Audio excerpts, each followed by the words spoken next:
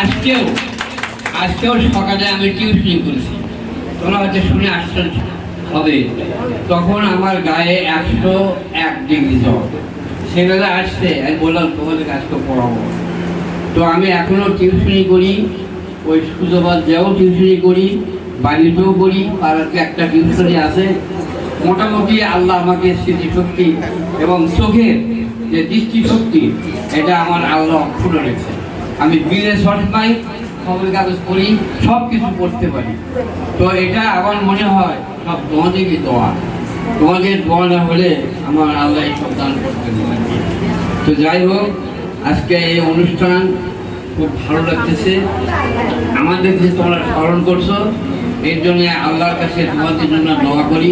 তোমরা যারা ভালোভাবে চাকরি করছো, তাদের চাকরিতে যেন আরও দিন দিন উন্নতি হোক, আমি এই দোয়াই তোমাদের করি।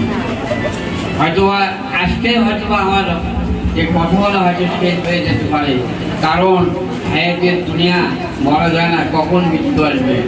অনেক অনেক সময় মনে হয় যে আমি এখনই মারা যাব। তো আমার ওয়াইফ বলে যে না, তোমাকে বাঁচতে হবে, আরও বেশি দিন বাঁচতে হবে। তো যাই হোক, সবাই দোয়া করো, আমিও দোয়া করি, তোমাদের উন্নতি কামনা করি। এই বলে আমি শেষ করছি। ধন্যবাদ স্যারকে।